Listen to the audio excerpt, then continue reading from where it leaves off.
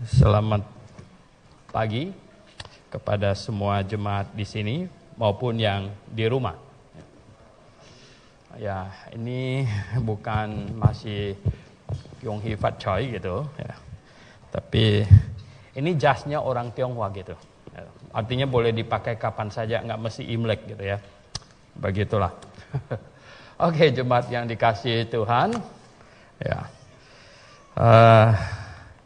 Kita hari ini tetap akan bahas topik yang sama, yaitu dua kategori kesesatan. Dua kategori kesesatan. Nah, kekristenan sampai tidak bisa dihitung jumlah denominasinya. Jauh lebih banyak dari agama yang lain. Jauh. Jauh lebih banyak Buddha dari Buddha yang hanya beberapa. Dari Islam hanya beberapa. Hindu lebih sedikit lagi. Kristen, wow, sampai tidak bisa dihitung. Jadi saking banyaknya, seperti hutan belantara, saya katakan. Nah, itulah sebabnya maka diperlukan hati yang rindu kebenaran. Dan mohon Tuhan berkatin agar akal budi kita jangan sampai tersumbat. Mari kita berdoa. Bapa di surga, hari ini kami sejumlah anak-anak-Mu kumpul di tempat ini, Tuhan, berjemaat. Kami bersyukur ada saudara-saudari kami bisa ikutin dari tempat lain, kota lain, bahkan negara lain. Dan kiranya Tuhan menuntun kami semua agar kami memahami firman-Mu. Dan pada saat sangkakala berbunyi, kami adalah orang-orang yang akan terangkat, menyongsong Engkau di angkasa ya Tuhan. Pimpin kami semuanya. Dalam nama Tuhan Yesus kami berdoa. Amin. Ayat yang kita akan baca masih tetap sama. Coba kita buka 1 Tesalonika pasal 5. 1 Tesalonika pasal 5. Saya mau Anda sungguh-sungguh ingat ayat ini. Sungguh-sungguh hafal ayat ini. 1 Tesalonika pasal 5 ayat 21. Karena ini diterapkan. Ini harus diterapkan di dalam hidup kita. Kita harus cermat gitu. Kalau bikin kesalahan hal-hal kecil gitu. Salah beli baju ya enggak usah dipakai, cuman berapa duit gitu. Ya, salah kawin agak repot seumur hidup gitu. Ya kan? Tapi salah beriman, waduh, berakhir di neraka. Ini repot ini ya. Jadi mana yang lebih penting? Ini harus sungguh-sungguh. Nah, oleh sebab itu mari kita baca 1 Tesalonika pasal 5 ayat yang ke-21. 1, 2, 3. Ujilah segala sesuatu dan peganglah yang baik ya. Ujilah segala sesuatu dan peganglah yang baik ya. Bapak Ibu Saudara yang saya kasih dalam Tuhan, baik yang di sini maupun yang di rumah, adalah sangat naif, sangat lugu, kalau bukan sangat bodoh. Bahwa kalau orang berpikir bahwa semua agama akan bawa orang masuk surga gitu. Wow, gitu. Yang menyembah apapun juga nanti akan berakhir di surga. Yang benar aja. Gitu. Ini kalau saya bilang tadi ya, sangat naif, sangat lugu, kalau bukan sangat bodoh. Saudara yang saya kasih dalam Tuhan. Nah, sekarang di dalam kekristenan, saudara. Kekristenan, tadi saya bilang bahwa kekristenan itu yang paling banyak denominasinya. Paling variasi. Banyak sekali, saudara. Sampai nggak bisa dihitung, Anda bisa bayangkan. Ya, betapa parahnya ini sebenarnya. Nah, orang bilang, kenapa bisa begitu? Oh, kita bilang, itu karena ada Alkitab di tangan kita. Dan di kepala ada otak yang bebas berpikir. Bebas menyimpulkannya untuk dirinya sendiri. Maka hasilnya akan jadi begitu. Nah, Pak, disatukan aja, semua disatukan. Pakai apa? Pakai pedang. Pernah dilakukan 1000-an tahun. Ya. Hanya boleh satu saja, yang lain dibabat. Ya, dibakar, ditenggelamkan, dipenggal dan lain sebagainya. Nah justru yang pegang pedang itulah yang paling sesat gitu. Nah lalu bagaimana? Saudara yang saya kasih dalam Tuhan Yesus, tidak bisa. Bebas. Dan manusia harus memilihnya. Jadi Bapak Ibu yang saya kasih dalam Tuhan Yesus Kristus. Saya bilang, saya sudah mengamati. Saya mengelompokkannya. Hasilnya, 2 kategori kesesatan dalam kekristenan. Yang pertama adalah yang keluar dari Alkitab. Keluar dari fondasi Alkitab. Ada penambahan, pengurangan, Yudaisme pengurangan. Karena apa? Ya dia tidak mau terima perjanjian baru, hanya perjanjian lama. Lah kalau hanya perjanjian lama itu belum final. Belum final. Yang saya heran sekarang mereka tidak melakukan seperti apa yang di perjanjian lama. Seperti sembelih domba, ya tiap keluarga dan lain sebagainya. Enggak ya. Kalau domba panggang mungkin ada gitu. Saudara yang saya kasih dalam Tuhan. Yang menambahkan dari Alkitab ini. Oh ya, banyak sekali ya. Roma Katolik, Ortodoks. Semua dok-dok itu, yang ortodok timur, ortodok Rusia, ortodok Yunani, ya, ortodok yang timur tengah yang saya disebut Koptik semuanya. Itu ada penambahan.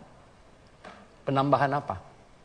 Penambahan apokripa mereka masukkan dalam sebagai deuterokanonika. Deutero itu artinya kedua. Kanonika itu kanon. Jadi kanon kedua. Deuterokanonika, ya, mereka masukkan. Di situ ada kitab Makabe, Yudit, Tobit dan lain sebagainya gitu. Nah, saudara yang saya kasih dalam itu, kita bilang itu bukan firman Tuhan. Itu bukan firman. Boleh dibaca nggak? Boleh. Saya sendiri membacanya, tapi itu bukan firman Tuhan. Nah, kemudian tambah apa lagi? Wah, tambah tradisi. Nah, mereka tambah tradisi. Wah, tradisi banyak. Namanya tradisi. Nah, karena mereka sangat hormat pada tradisi inilah menyebabkan mereka menyanjung-nyanjung yang namanya bapak-bapak gereja. Wah, bapak gereja itu menurunkan ini, bapak itu menurunkan itu, bapak itu menurunkan ini, dan seterusnya itu berjenjang-jenjang bapak-bapak gereja. Karena tradisi. Mereka sangat menjunjung tinggi tradisi. Jadi satu bapak gereja membangun satu tradisi, diteskan, dioperkan kepada bapak gereja yang lain, membangun lagi tradisi dan diisi lagi. Akhirnya, ya ampun. Ya. Nah, jejaknya, baptisan bayi itu dari tradisi kan? Itu dari tradisi. Kalau mereka baptis bayi sudah ngawur sekali. Ya, bayi kok dibaptis? Wah, ada di satu grup ada orang ngotot, Pak Suwento, di mana ayatnya? Tunjukkan saya ayatnya bahwa ada melarang baptis bayi. Saya bilang tidak ada ngomong dilarang baptis bayi, tidak ada. Saya bilang. Loh, kenapa tidak ada, Pak? Karena waktu itu belum ada orang gila. Saya bilang. Ya, yang membawa bayinya untuk dibaptis, makanya tidak ada ayatnya. Saya bilang. Tetapi Alkitab sudah sangat jelas berkata bahwa yang dibaptis itu orang yang bertobat dan yang percaya. Nah, umurnya berapa? Enggak ada batas umur. Di dalam kekristenan tidak ada ngomong batas umur dibaptis. Tidak ada. Asal orang itu sudah bisa bertobat dan sudah bisa percaya. Beres. Nah, dia harus mengaku imannya sendiri. Baru kita baptis dia. Maka itu di atas di situ kita ngomong berdasarkan pengakuan iman. Si gitu. Maka kita membaptiskannya. Lah kalau bayi dibaptis berdasarkan apa? Nggak ada dasarnya. Nah, itu termasuk sesuatu yang sangat salah. Dari tradisi itu dipes. Terus apa lagi? Oh, mereka pes. Mereka bikin jabatan imam. Waduh, mereka ini satu bapak pas ke bapak yang lain. Jadi ini tradisi. Tradisi itu buatan manusia. Segala sesuatu tuh jadi tradisi gitu loh. Nah, gara-gara tradisinya hari Imlek itu pakai merah, jadi hari-hari pakai merah, mau Imlek ini ya. Padahal sudah jauh misalnya gitu ya. Itu tradisi gitu ya. Nah, kenapa orang Tionghoa kok tradisinya jadi merah itu bagus? Iya ya. Untuk tanya Pak Asau yang orang-orang Tionghoa tahu ya, anfung katanya. Itu artinya apa? Sangat hebat gitu, sangat merah gitu. Nggak ada bilang kamu itu ya sangat biru gitu ya toh. Itu kena pukul gitu, bengkak biru gitu ya. Kalau anfung itu artinya apa? Sangat makmur, sangat hebat gitu loh. Nah, itu menjadi tradisi gitu. Tradisi. Nah, di dalam kekristenan ini banyak tradisi yang mereka pes aja banyak tradisi. Mereka bikin imam. Ya, ada orang tanya sama saya, "Pak, ini ada gereja yang baru mulai. Wah, hebat nih di Indonesia ini." Saya bilang, ya, itu salah. Loh, salahnya apa, Pak? Salahnya kan apa? Mereka memasukkan apokripa sebagai firman Tuhan. Mereka masukkan tradisi sebagai firman Tuhan. Belum lagi, karena tradisi itu dipes-peskan, dioper-operkan. Akhirnya pemimpin tertingginya itu biasanya ingin membuat sebuah tradisi supaya dipeskan kepada generasi yang berikut. Ya, ini terciptalah banyak tradisi gitu. Banyak tradisi. Nah, ini akan ngawur ini. Ya. Jadi Bapak Ibu Saudara yang saya kasih dalam Tuhan, keluar dari Alkitab ada penambahan. Nah, akhirnya pada abad yang ke-19 muncul bidat-bidat yang menambahi Alkitab. Sebenarnya di abad yang ke-6 muncul juga bidat ya. Sebenarnya itu salah satu bidat gitu ya. Ya enggak? Itu yang ketemu malaikat di gua. Kasih firman. Akhirnya jadi kacau balau begitu. Saudara yang saya kasih dalam Tuhan, itu firman tambahan yang di luar Alkitab. Intinya itu. Nah, sekarang muncul bidat-bidat. Ya. Mormon ya. Joseph Smith bilang dia datangin malaikat. Ya toh? Didatangin malaikat, bayangkan. Ellen White. Ini Ellen White. Ini Ellen ini kalau ditelusuri dia punya riwayat hidup pada waktu saat dia remaja, itu beberapa kali kerasukan, strength. Ya. Beberapa kali kerasukan. Ya. Dan ketika dia sudah dewasa, ya, dia membelokkan orang-orang Kristen pada saat itu yang ikut dia. Ya, karena dia berkata bahwa dia melihat malaikat. Dan malaikat kasih tunjuk kepada dia 10 hukum. Ya. Dan yang hukum keempat itu bersinar-sinar. Wah, itu datang ya, malaikat. Akhirnya apa? Sekitar 2.000 mimpi dan penglihatan katanya dia. Sekitar 2.000. Itu banyak sekali loh. Ya. Banyak. 1 tahun saja 365 hari. Ya. 10 tahun berarti 3.000-an sekian hari. Kalau dia 2.000 penglihatan dan mimpi, Anda bisa bayangkan. Berarti hampir 10 tahun tiap malam mimpi itu dari Tuhan. Ngawurnya minta ampun, saya bilang. Mana bagaimana ini bisa dipercayain begitu? Coba Anda. Yang waras sedikit dah. Saya ada bilang kepada mereka, saya bilang, yang waras saja, saya bilang. Yang jangan begitu ya. Ini kita mesti jadi orang Kristen yang ujilah segala sesuatu dan peganglah yang baik gitu. Nah, Bapak Ibu yang saya kasih dalam Tuhan Yesus Kristus. Ya, tadi Mormon, Ellen White ya toh. Eddie Baker itu, Mary Eddie Baker itu ya. Dia bikin apa? Wow, dia bilang apa? Christian Science. Dia bilang penyakit itu hanya ilusi. Wah, bayangkan dia menulis buku ya. Dan bukunya menjadi sederajat dengan Alkitab. Malah mereka lebih percaya omongan di bukunya daripada Alkitab. Waduh, kita bilang ini kacau ini. Nah, jadi Bapak Ibu yang saya kasih dalam Tuhan Yesus Kristus. Sebenarnya 4 bidat utama abad 19 itu. Mormon, Advent, Christian Science, dan Saksi Yehova. Saksi Yehova ini start awalnya tidak ada tambah apa-apa. Ya cuman ngawur dalam menafsirkannya. Ya, ngawur sekali ya. Saksi Yehova ini Pengajaran pertamanya, start awalnya saksi Yehova itu adalah apa? Tidak ada neraka. Tidak ada neraka. Walah, tidak ada neraka. Banyak orang senang dengan pengajaran tidak ada neraka, betul nggak? Ya kan? Wih kan, nggak ada neraka. Wah, hore, kita nggak masuk neraka, betul nggak? Enak sekali gitu. Jadi ini kacau ini ya. Bagaimana orang bertobat kalau nggak ada neraka? Bagaimana orang bisa takut berbuat salah tidak ada neraka? Ya, tidak ada neraka, bagaimana? Wow. Bapak Ibu jemaat yang saya kasih dalam Tuhan Yesus. Ini adalah yang jelas-jelas ini, yang jelas-jelas ada penambahannya. Jelas-jelas ada penambahan. Kemudian ya, di akhir abad 19, awal abad 20 sebenarnya, muncul kelompok yang ini yang saya hari ini mau bahas ya, lebih mendalam punya. Ini adalah apa? Kelompok yang sebenarnya menambahkan Alkitab tetapi dalam bentuk lisan, sehingga nggak bisa ya, nggak bisa kalau Mormon bisa ditanya, itu kan kitabnya ya, kamu menambahin Alkitab dengan kitab Mormon ini, ketahuan sekali ya toh. Dan sebagainya. Yang Ellen White itu ada ditulis itu ya, bukunya Ellen White ya. Wah, itu lebih mereka keramatkan daripada Alkitab gitu. Lebih mereka ikutin gitu. Nah, sekarang kelompok ini enggak kelihatan itu apa.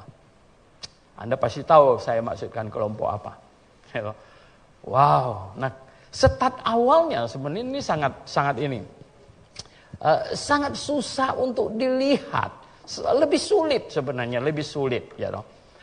Menilai manusia yang kelihatan ini lebih gampang daripada menilai setan yang nggak kelihatan gitu. Gimana kita ini ya toh? Ini kan nggak kelihatan gitu. Bagaimana kita bisa menilai dia gitu? Dia itu sekelebat gitu bayangan ya. Semua orang lihat setan itu cuma sekelebat doang gitu ya toh. Mana ada? Saya bilang, setan itu ya toh dia muncul tantangin kita. Enggak begitu ya. Ya rata-rata semua orang lihat setan itu cuman lihat sekelebat begitu aja gitu. Ya kan? Nah, ini tetangga kita mati gantung diri, katanya setannya hebat sekali gitu. Sampai tukang Gojek di depannya lari terbirit-birit karena dia punya gembok kok bisa goyang sendiri gitu, mukul-mukul pagarnya. Wah, gitu. Satu malam gitu. Saya punya pompa, gangguan apa, cengcong bunyi terus. Waduh, saya pikir hebat amat setannya itu gitu. Ya, saya keluar, saya liatin gitu. Oh, rupanya gitu. Itu pompanya gitu, terpasangnya agak sedikit ini ya, dia punya pipa terlalu dekat sama dinding. Jadi sekali pompanya tarik, dia punya pipa banting ke itu pak begitu. Waduh, gitu. Mungkin yang jaga keamanan pikir, wah ini setannya hebat sekali gitu ya. Nah, saudara yang saya kasih dalam Tuhan, kita nggak bisa lihat dia nggak muncul gitu ya. Kita mana kau setan gitu, nggak bisa, susah mau dinilai. Nah, saudara yang saya kasih dalam Tuhan, demikian juga kita menilai yang sesat itu ya. Yang sesat itu apa? Dia keluar dari Alkitab. Kalau yang keluar dari Alkitab dan muncul kitab baru gitu, dan itu dikatakan ini firman Tuhan yang sederajat dengan Alkitab, itu gampang kita bilang. Bagi orang grafis sudah nggak usah lagi dinilai. Oh Pak, diuji. Ada teman yang dari gerejanya Ellen White itu, tahu nggak? Gerejanya Ellen White kan, dia selalu apa? Pak, kita bahas hukum. Wah, hukum. Saya bilang nggak usah dibahas. Saya bilang, start awalnya gereja Anda itu sudah dipimpin oleh iblis. Oh, jangan begitu ngomongnya Pak Suhento. Ya, memang begitu, saya bilang. Nah, saya tanya, saya bilang, kamu kalau ngomong satu kata aja, saya akan bahas Alkitab dengan kamu. Kamu ngomong apa? Mau ngomong apa? Saya bilang, kamu akan ngomong bahwa semua yang datang kepada Ellen White itu, yang malaikat ke apakah semuanya itu dari iblis. Kamu ngomong begitu, saya bilang. Nah, kalau kamu ngomong begitu, selanjutnya kita bahas isinya. Kita bahas isi Alkitab. Nah, kamu start awalnya tidak beres, saya bilang. Bagaimana saya mau bahas isi Alkitab? Oh, ada 10 hukum, ada hukum Allah beda dengan hukum Taurat dan lain sebagainya. Saya bilang, nggak usah. Saya bilang kepada teman saya bilang, ini nggak usah dibahas lagi sama mereka. Saudara yang saya kasih, karena dia sudah keluar dari Alkitab. Keluar dari Alkitab. Nah, ada kelompok yang keluar dari Alkitab yang tidak begitu jelas, saudara. Tidak begitu jelas sebenarnya. Ya, start awalnya sepertinya mereka sangat tricky, ya, sangat penuh tipu muslihat. Dia tidak bilang mau keluar dari Alkitab, enggak bilang. Ya. Tapi bilangnya apa atau enggak? Kita mesti kembali seperti gereja mula-mula. Waduh, seperti gereja mula-mula. Kembali ke gereja mula-mula, Anda bisa bayangkan. Semua orang dengar, kembali ke gereja mula-mula. Hore, kita kembali ke gereja mula-mula aja. Gitu dong. Gereja mula-mula gimana? Semua harta kita bagi rata. Hore, yang miskin bilang, besok aku pasti dapat jatah nih. Gitu. Ngawur itu. Nggak ada begitu. Nah, jadi mereka mau kembali ke mula-mula. Kembali ke kondisi jemaat Kisah Rasul pasal 2, pasal 3 katanya. Saudara yang saya kasih dalam Tuhan, kembali ke situ.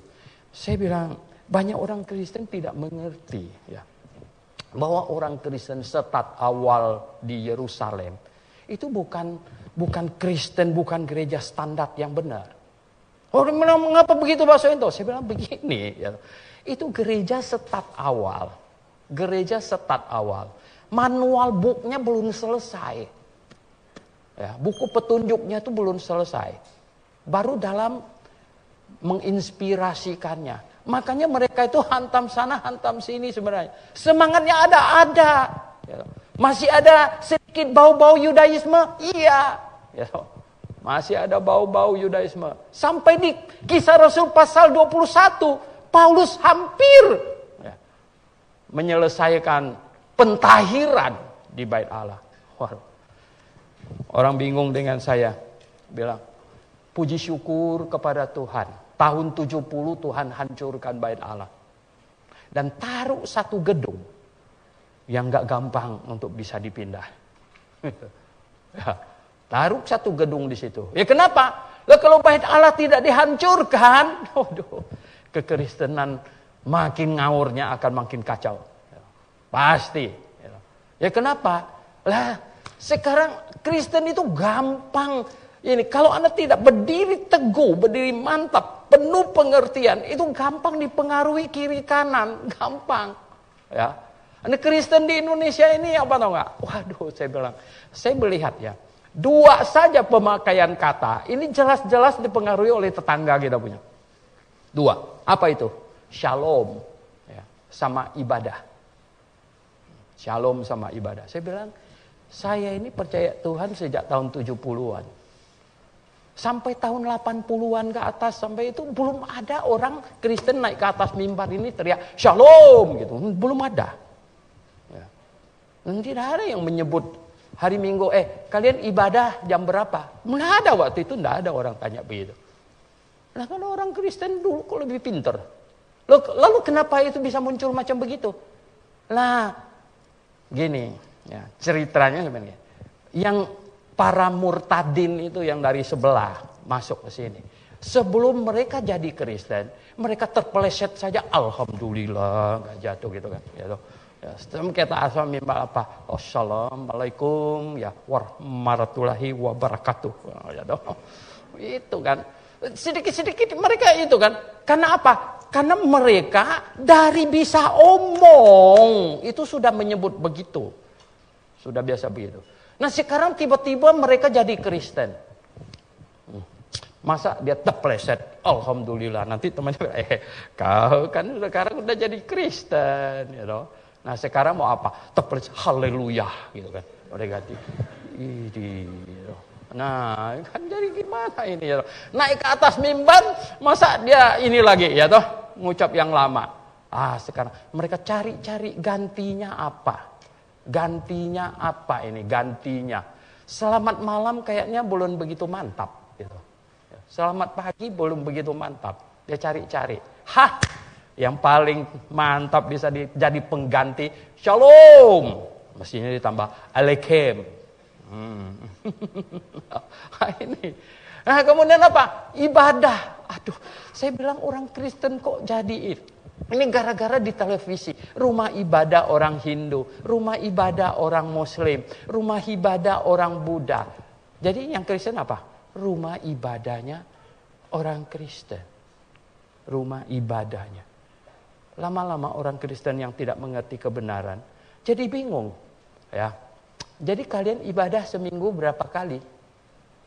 Kami satu hari ibadahnya 5 kali loh. Plus ada itu. Jadi kalian ibadahnya berapa kali? Ini kan jadi ngawur lagi.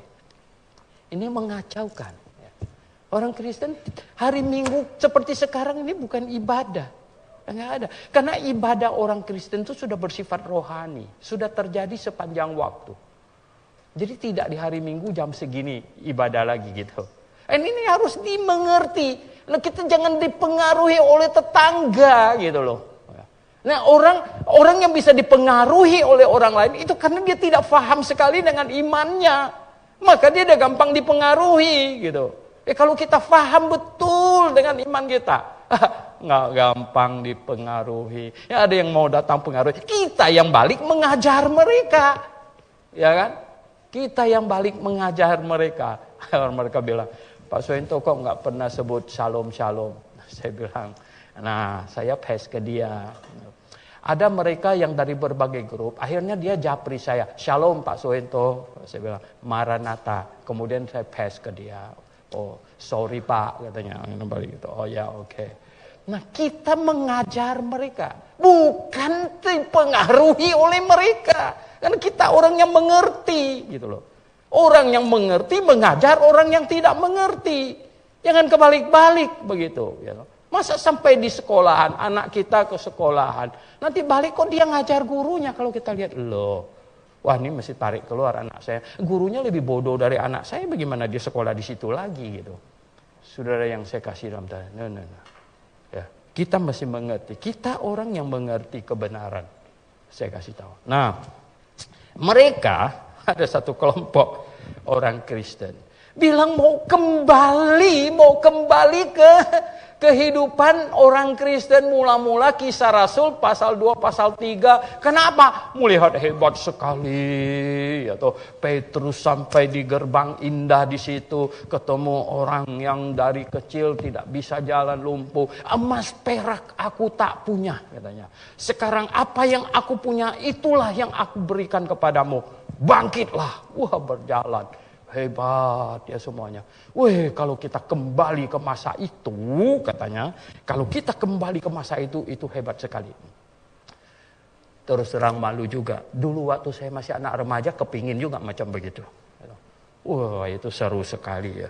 Saya pikir begini. Ini teman-teman saya suka olok-olok pendeta saya. Teman-teman sekolah saya suka olok-olok pendeta saya. Saya pikir dalam hati begini, kalau pendeta saya sehebat Petrus dulu gitu, mereka mana berani olok-olok dia gitu. Nanti diananiaskan, baru tahu kamu gitu. Wow, saya pikir macam begitu. Ya, dulu pernah berpikir begitu. Tapi no. Ya sekarang sudah mengerti ya, sudah mengerti. Kenapa? Ya, tidak bisa kembali ke situasi seperti itu. Itu situasi kekristenan start awal. Kekristenan start awal dalam suasana masih Yudaisme. Dan Tuhan sedang mau menuliskan perjanjian baru. Sebelum perjanjian baru dituliskan, ada 12 orang rasul yang Tuhan tetapkan sebagai Rasul Yesus Kristus. Rasul itu artinya utusan Yesus Kristus. Pak Suhento, saya baca di dalam Alkitab ada juga orang lain dipanggil rasul. Saya bilang utusan, rasul itu utusan. Ya semua orang boleh panggil orang lain utusan. Yang dia utus itulah rasul, gitu. Tapi bukan Rasul Yesus Kristus. Gitu. Rasul Suhento pergi misalnya tagih utang, ya nggak apa-apa, saya bilang gitu. Tetapi kemudian belakangan istilah rasul semakin dikristalkan. Akhirnya itu menjadi jabatan Rasul Yesus Kristus. Rasul Yesus Kristus. Ya. Wow. Ya. Barnabas rasul? Iya. Dia rasul jemaat Antioquia. Ya. Bisa nyandang nama Rasul Yesus Kristus. Berarti apa? Diutus langsung oleh Yesus Kristus. Beda dengan rasul jemaat biasa. Darmawan akan kita rasulkan ke Tahuna sana, gitu. Ya enggak? Gitu. Peter kita rasulkan ke Kalimantan Barat sana, kita utus ya, menjadi utusan. Tapi sekarang kita tidak pakai istilah itu. Tidak pakai istilah itu. Nah, zaman itu Rasul Yesus Kristus. Rasul Yesus Kristus. Jadi Rasul Yesus Kristus memiliki wewenang semua otoritas yang Yesus Kristus berikan kepadanya. Wah, itu dahsyat sekali. Berbicara atas nama Yesus Kristus. Mereka punya kuasa, diberi kuasa untuk menghidupkan orang mati, kalau perlu mematikan orang hidup. Kalau perlu. Saudara yang saya kasih dalam Tuhan. Itulah mereka itu. Nah, mereka itu start awal kekristenan, semua pengajaran mereka, pengajaran Rasul, itu firman Tuhan. Tuhan jaga mereka. Semua yang mereka tulis, akhirnya hari ini kita terima sebagai firman Tuhan. Itulah kitab Perjanjian Baru. Kita terima sebagai firman Tuhan. Apa beda surat Paulus dengan surat saya? Oh, beda jauh lah. Yang ada orang nanya, wow. Apa beda surat saya dengan surat Paulus? Dia bilang, surat Bapak mungkin untuk ibu mantan pacar dulu. Saya bilang, surat Paulus beda. Saudara yang saya kasih dalam Tuhan. Nah, begini. Mereka mau kembali ke situ, lalu mereka baca-baca lagi. Itu orang bernubuat. Mereka jadi bernubuat. Mau bernubuat. Mereka mau berbahasa lidah. Dan tidak pahami bahasa lidah itu apa sebenarnya. Banyak orang tanya saya, Pak Suhento, apa fungsinya bahasa lidah itu, apa fungsi? Saya bahasa lidah ada 2 fungsinya. Fungsi yang nomor 1, sebenarnya itu pewahyuan. Karena itu bahasa. Bahasa. Orang Yahudi lagi berbahasa Batak. Nggak ada yang ngerti. Betul nggak ada yang ngerti karena bahasa Batak. Gitu loh. Ya nggak? Orang Yahudi lagi berbahasa Jawa. Nggak ada yang ngerti. Memang tidak ada yang mengerti.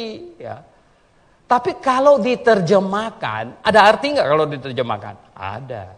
Kalau diterjemahkan ada arti. Kalau ada arti berarti itu firman Tuhan. Berarti itu pewahyuan. Kalau diterjemahkan berarti itu pewahyuan. Karena dimengerti. Ada artinya diterjemahkan. Nah, kalau tidak diterjemahkan. Karena di situ tidak ada yang ngerti bahasa Batak, bahasa Jawa. Tapi saya bilang.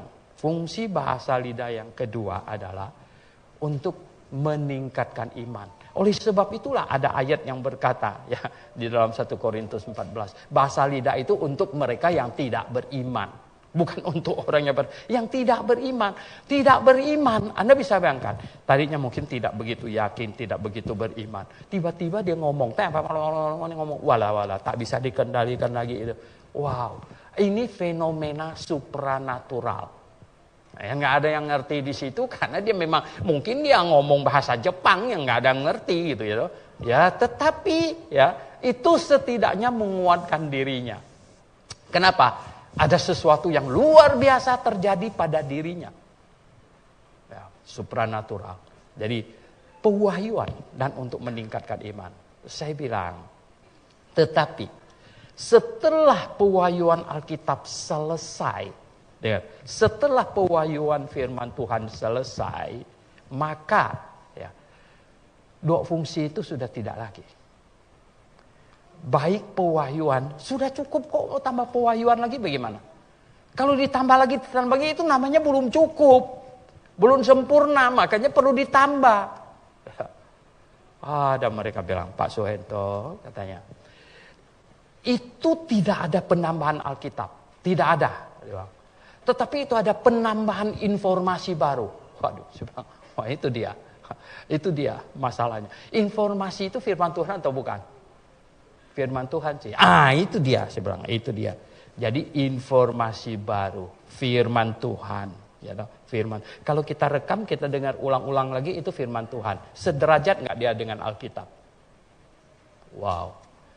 Kalau kita semakin mencermatin sama dia semakin bingung. Dia semakin bingung dan biasanya ujung-ujungnya mau marah. Itu. Kita bilang no. Itu pewahyuan sudah berhenti. Tidak lagi. Nah, yang meningkatkan iman. Ini. Iman timbul dari pendengaran akan firman Kristus. Itu sudah ditulis di sini. Kalau mau imanmu meningkat, mereka banyak di antara orang Kristen ya, tidak sanggup membedakan iman dengan emosi. Memang emosi itu adalah masih dalam komposisi iman. Iman itu terdiri dari pengetahuan, feeling, dan kehendak. Ya. Ada orang kasih tahu saya, Pak Soento, saya sungguh-sungguh lahir baru, sungguh-sungguh beriman, dia bilang. Adalah sejak saya keluar dari gereja saya yang suam-suam kuku, dia bilang. Suam-suam kuku. Kemudian saya pergi ke gereja yang semangat loncat-loncat. Oh, rupanya dia menafsirkan di gerejanya yang lama itu, ya, yang tidak tepuk tangan, yang biasa jalan kalem, itu imannya tidak tumbuh, katanya. Terus dia pindah ke gereja yang loncat-loncat, semakin tinggi loncatnya, imannya tuh semakin tinggi gitu. Itu bisa ngawur. Ya. No. Iman itu terdiri dari pengetahuan, ya, perasaan dan kehendak. Iman orang tidak bertumbuh kalau pengetahuannya tidak bertambah. Tidak mungkin bertumbuh. Iman seseorang bertumbuh dengan normal, baik, sehat. Itu kalau pengetahuannya bertambah. Pengetahuan kebenaran bertambah. Dan pengetahuan itu harus yang mempengaruhi dan mengendalikan. Mempengaruhi dan mengendalikan perasaannya. Baru perasaan dan pengetahuan ini mengendalikan kehendaknya. Ini baru benar. Tetapi kalau mereka, ya, kalau hanya emosi saja, emosi yang berkobar-kobar, dia berpikir dia sangat beriman. Wow, saya bilang, sangat berbahaya. Pengetahuan dan perasaan itu mirip kalau mobil itu adalah rem dan gasnya. Kalau mobil yang cuman ada gasnya, tidak ada remnya, kau boleh bawa, kau berani bawa? Ya, saya tidak berani. Orang kasih saya mobil, Pak ini mobilnya, oke? Saya bilang, bagus nggak?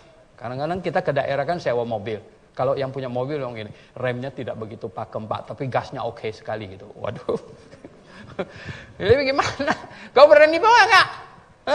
Saya tuh sudah sering kalau ke daerah pergi seminar segala macam kan suruh mahasiswa sewa mobil kan, kita repot mau bawa alat-alat segala macam. Pak yang mau bagaimana ya tuh, kalau yang baru harganya sekian, yang agak tua harganya sekian, ya kadang-kadang kita mau agak murah. Oke lah, ya yang tipe apa? Ya oke, yang agak tua sedikit. Tapi kalau sampai di sana ya tuh, saya pernah dijemput dari airport mau sampai ke tempat hotel. Itu kayaknya mobilnya nggak sanggup nyampe itu. Wah ini gawat sekali. Nah saudara, kalau ini yang punya mobil Pak, ya oke, mobilnya bagus, oke, silakan Pak. Ya, kalau dia tambahin satu kata, gasnya sangat oke Pak, remnya agak kurang begitu bagus. Waduh, ya, saya yakin, saya mungkin pikir sama yang sewa boleh ganti yang lain nggak kita ini. Ya. Saudara yang saya kasih dalam Tuhan, nggak bisa. Ya. Kalau Anda semangat menggebu-gebu, ya, kayak mau loncat tembus ini plafon aja gitu ya. Tapi tak berpengetahuan sedikit pun tentang kebenaran. Ya kan? Nggak ada pengetahuan ya. Kita tanya ya toh. Kanon Alkitab kenapa 39 kitab perjanjian lama? Kenapa tidak 38, 37 atau 42? Ya. Kenapa kitab perjanjian baru 27 kitab? Kenapa tidak 25 saja? Kenapa tidak 28, 29? Nggak tahu Pak. Nah yang macam begini, katanya apa? Pokoknya Pak Soento, kita harus melayani Tuhan dengan penuh semangat. Wah, kita masuk ke kampung-kampung semuanya. Wih, saya pikir ini orang, gitu. Ini bisa gawat sekali, gitu. Saudara yang saya kasih dalam Tuhan Yesus, ini sangat parah ini. Nah, saudara yang saya kasih dalam Tuhan, yang saya sangat kasihan lagi adalah apa? Mereka akhirnya mengejar-ngejar bernubuat dan mereka tidak tahu bahwa nubuatan itu firman Tuhan.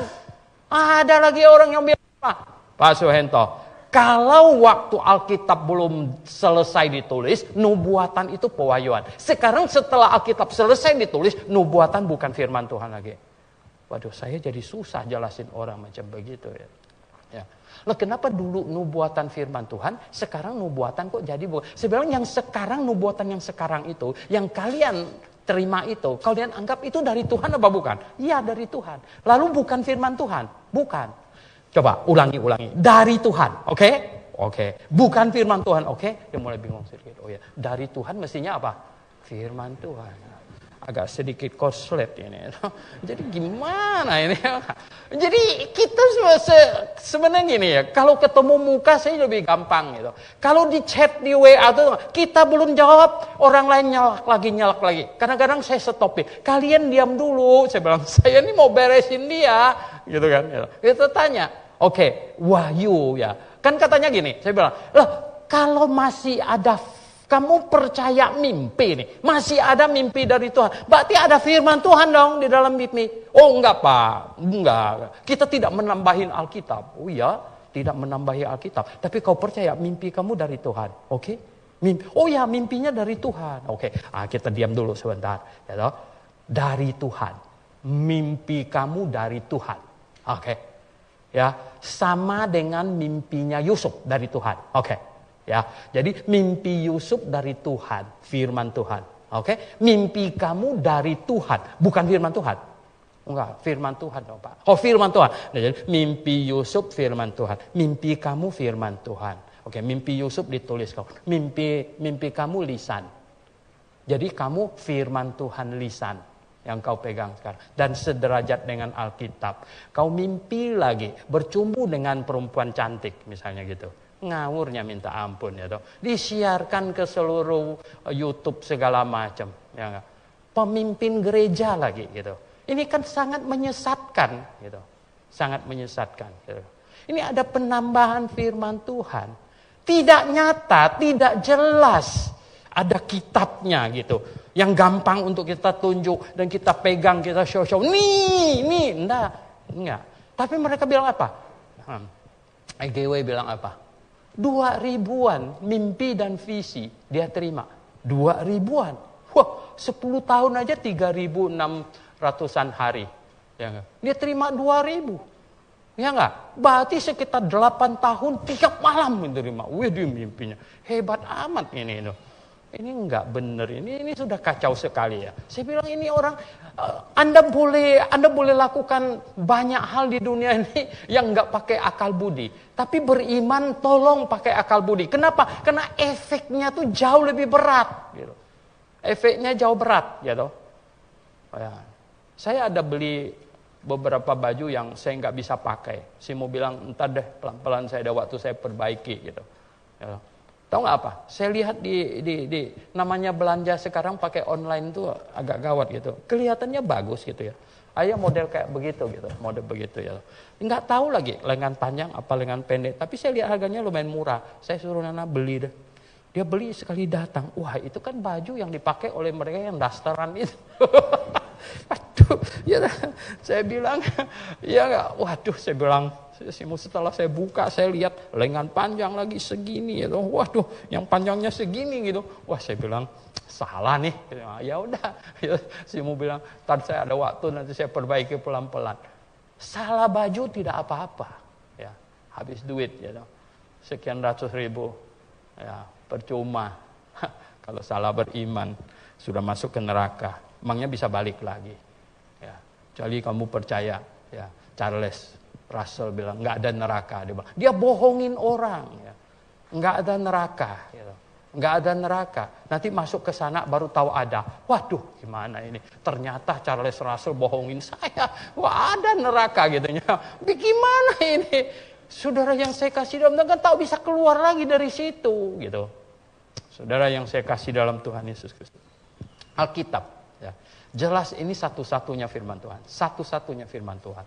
Mereka ngomong lagi begini, Pak Suhento sesat. Saya bilang sesat dari apa? Coba kamu kasih tahu saya sesat dari apa? Sesat karena hanya percaya Alkitab. Sesat hanya percaya Alkitab. Coba kamu ulangi terminologi kami. Coba kau ulangi. Suhento sesat karena ikut Alkitab saja. Oh, Suhento sesat karena tidak mau ikut mimpi. Coba kau bikin ulang segala. Kau ulangi. Ngawurnya bukan main-main. Beriman tidak pakai akal budi. Ya. Sudah jelas bahwa setelah Alkitab selesai, pewahyuan sampai kitab Wahyu pasal 22 ayat 21, ini firman Tuhan yang sempurna. Sudah sempurna di tangan kita. Firman Tuhan yang sempurna. Lalu mereka bilang, oh nggak bisa Pak Seno, hanya Yesus saja sempurna. Saya bilang, Yesus sempurna, saya tidak menyangkal itu. Yesus Allah yang sempurna, Yesus juru selamat yang sempurna, Yesus Tuhan yang sempurna, Yesus adalah manusia yang sempurna. Saya bilang Alkitab firman Tuhan yang sempurna. Saudara yang saya katakan, firman Tuhan yang sempurna. Firman Tuhan yang sudah final. Sudah final itu apa artinya? Sudah final itu artinya tidak boleh tambah lagi. Final. Ya toh, final. Lah kalau final masih tambah lagi, final belum? Belum lah ya toh. Katanya ada batas finalnya, sudah selesai itu. Terus ada orang bilang, lari lagi. Masih mau lari nggak kau? Sudah sampai di garis final, suruh lari lagi. Lari untuk apa? Lari untuk apa? Sini sudah garis finalnya. Jadi Alkitab itu final. Saya menggambarkan orang Yahudi, ini orang Yahudi, orang Baptis Independen GBIA, terus ada teman kita yang suka mimpi itu, ya bertiga nih jalan, bertiga jalan, teng, jalannya sampai Maleaki, ya, sampai Maleaki. Teman yang Yahudi bilang dia nggak mau jalan lagi, lah, saya bilang belum sampai final, ya. Kenapa kamu gak mau jalan lagi? Udah, saya cuma mau sampai di sini. Belum final, kamu berhenti di sini, di Maleaki. Oke deh, kita dua jalan aja. Kami berdua jalan. Sampai di final, kitab Wahyu, pasal 22 ayat 21. Final belum? Final. Oke, berhenti di sini finalnya. Teman yang sebelah yang suka mimpi visi itu, dia terusin. Saya bilang, jangan diterusin. Enggak Pak, saya mau terusin. Loh kamu terusin sampai kemana? Gitu. Ya, pokoknya saya mau terusin. Terus sampai di mana? Enggak jelas. Ya tergantung nanti ya. Waduh, ini ngaco ini. Ya. Nah, saudara yang saya kasih dalam Tuhan Yesus, kira-kira sudah ada gambaran begitu. Ya, keluar dari Alkitab. Ya, keluar dari Alkitab. Nah, ini kategori pertama. Keluar dari Alkitab. Nah, ada keluar dari Alkitab yang sangat jelas. Tapi ada yang keluar dari Alkitab yang dia ini penuh tipu muslihat, sangat tricky gitu, penuh tipuan gitu. Ini kok mereka saya bilang, Pak Suhento, ya, kami ini percaya Alkitab satu-satunya firman Tuhan. Seringkali kan saya mau bilang, kamu percaya nggak Alkitab satu-satunya firman Tuhan atau salah satu? Satu-satunya dong, pakai dong dia. Waduh, ya oke. Nah kalau satu-satunya dong, ya berarti. Ya, di luar Alkitab, kita bagian. Di luar Alkitab tidak ada firman Tuhan. Setuju? Ya. Saya ingat lagi 20-an tahun yang lalu. 20-an tahun yang lalu. Ya. Kantor saya masih di lobi yang sekarang taruh buku di situ itu. Ya. Ini kalau tidak salah waktu itu tahun 98 ya. Itu sekolah kita baru pindah ke sini belum lama. Ya. Baru pasang STT. Ya, okay. Satu bapak masuk, ketok-ketok saya punya kamar, kantor situ. Saya buka, boleh masuk Pak? Oh boleh, masuk. Ya. Saya tanya namanya. Namanya siapa Pak? Simanjuntak. Oke. Pak Simanjuntak. Saya bilang, ada apa Pak? Saya lihat ini STT baru Pak. Oh, saya bilang memang belum lama. Saya bilang, kami baru. Pakai Roh Kudus tidak? Wah, saya bilang ini lumayan ini. Waktu dia ngomong, pakai Roh Kudus tidak? Saya bilang, Pak Simanjuntak, kami ini kelompok yang percaya Alkitab satu-satunya firman Tuhan. Bener lah. Dia bilang. Saya bilang lagi, Pak Simanjuntak, kami ini orang yang percaya bahwa di luar Alkitab tidak ada firman Tuhan lagi. Betul lah Pak. Dia bilang, ya. Saya bilang, Pak Simanjuntak, kami percaya sesudah Alkitab selesai sampai kitab Wahyu, ya, pasal 20 dari 21, itu tidak ada lagi orang yang dapat wahyu dari Tuhan, mimpi dan lain sebagainya. Dia bilang, itu tidak bisa. Coba bayangkan, itu tidak bisa. Saya bilang, Bapak tadi bilang, benar lah, betul lah. Kenapa sekarang jadi tidak bisa? Lama dia nggak bisa jawab saya. Dia tahu dia masuk jebakan. Akhirnya dia bilang apa? 95% pendeta-pendeta di Jakarta pasti tidak setuju dengan Bapak. 95% dia sebut. Saya tidak pernah lupa. Saya senyum-senyum bilang, Pak, kalau ada 5% yang setuju, saya sudah senang sekali, Pak.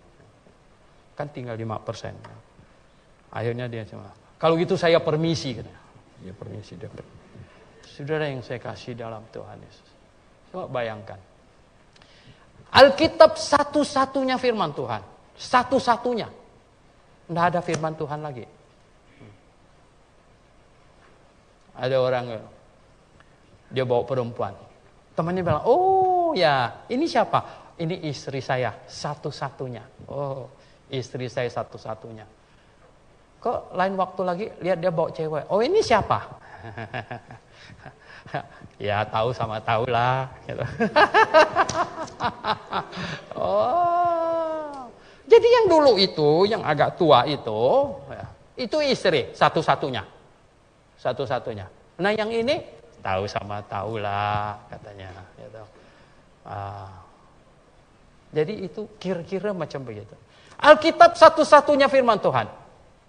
Oke. Oh iya Pak, kami setuju. Kami kelompok yang percaya Alkitab satu-satunya firman Tuhan. Lalu kenapa kamu masih percaya? Ya loh. Masih ada mimpi dari Tuhan, ada penglihatan dan lain sebagainya. Itu pewahyuan. Tahu sama tahu lah Pak. Itu kita lagi perlukan. Untuk apa? Bohong-bohongin orang juga boleh. Saudara yang saya kasih dalam Tuhan. Habis kekristenan. Ya. Saudara yang saya kasih dalam Tuhan Yesus. 2 kategori kesesatan dalam kekristenan. Ya. Yang pertama, keluar dari Alkitab. Ya.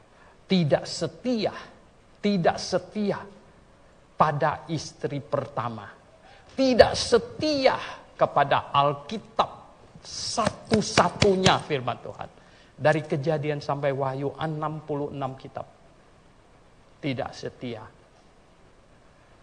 Tambah-tambahin yang lain. Tambah-tambahkan yang lain. Jadi kacau. Ya. Akhirnya akan makin kacau, dan makin kacau. Ya loh.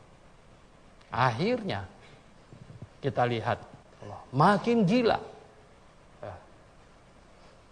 Yang tadi itu, yang penambahan tradisi segala macam, baptis bayi lah, tambahin imam lah, macam-macam. Ya loh. Banyak sebenarnya di dalamnya itu. Sedangkan yang lain yang ada penambahan yang firman Tuhan lisannya, waduh, saudara yang saya kasih dalam Tuhan. Ya, mereka hebat sekali. Zaman waktu saya muda, saya pikir ini hebat sekali. Dia bisa bantu teman. Di dalam hati ada titik hitam. Saya tahu ada titik hitam. Ini tergantung dia nunjuk siapa ini. Yang paling depan Seng Chuan ini. Ada titik hitam. Titik hitam ini. Titik hitam di mana? Gitu. Wow, itu dia. Wah, Tuhan baru omong sama saya. Tuhan baru omong sama saya. Wah, di Korea paling sering itu. Tuhan baru omong sama saya. Oh ya toh, ini perempuan katanya. Ini masuk. Yang berbaju kuning, namanya ini, umurnya ini. Wow, Tuhan omong sama dia. Loh, kok Tuhannya kayak apa? Informan begitu gitu. Kamu bisa sampai. Apa kegunaannya itu? Apa kegunaannya? Berbuat begitu apa kegunaannya? Hah? Apa kegunaannya Tuhan kasih tahu dia perempuan yang berbaju merah, perempuan yang berbaju biru, yang baru masuk, begini begitu. Apa kegunaannya? Itu hanya untuk show off bahwa dia manusia hebat yang sedang berdiri di atas mimbar ini. Dia manusia hebat, ya. Lebih jago dari Rasul Paulus, Rasul Petrus. Nanti kalau dia tulis surat, masukkan lagi di belakang di sini gitu. Ini kacau. Nah, kekristenan seharusnya kekristenan itu adalah iman yang paling masuk akal. Paling akal budi. Paling memakai akal budi.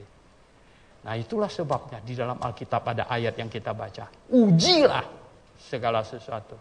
Uji pakai apa? Ya. Uji pakai akal budi. Masuk akal. sesuai dengan Alkitab, sesuai dengan firman-Nya. Ini firman Tuhan, Tuhan kasih ini. Ya. Ini alat ukur. Dan ini prosesnya, prosesornya. Di sini alatnya. Ini, dan tidak boleh tambah lagi. Jadi sebelum kita memasalahkan yang kedua, kategori kedua itu, yaitu salah menafsirkan, sebelumnya kita pastikan dulu. Ya. Ini bingkainya di sini. Kalau biliar itu, ini mejanya, nah bolanya mana boleh keluar, ya toh, seenak-enaknya, sodok, ya toh, kena kepala orang, gitu. Mana bisa? Ini sudah mejanya sudah di sini, ini. Tidak boleh ada keluar ke tempat lain lagi. Mari kita berdoa.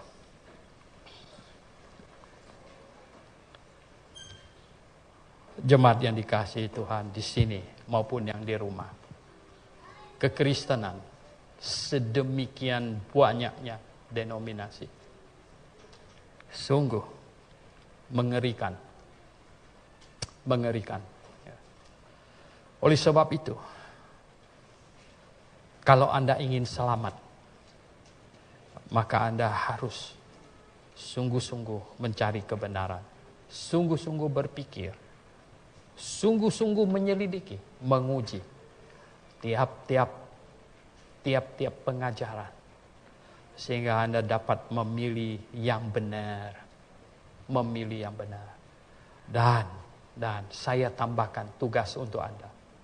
Tolonglah saudara kita yang lain, tolonglah, jangan sampai mereka disesatkan. Mari kita tolong sebanyak mungkin orang, dan kiranya Tuhan menguatkan kita semuanya, memberi hikmat. Bapa di sorga, apa yang hamba sudah sampaikan, kiranya Tuhan menolong. Dan kiranya Tuhan menanamkan ke dalam hati kami. Dan Tuhan tolonglah Engkau lihat hati yang sungguh-sungguh mau mencari kebenaran-Mu, firman-Mu. Kami berdoa dengan segenap hati kami. Dalam nama Tuhan Yesus Kristus, kami berdoa. Amin.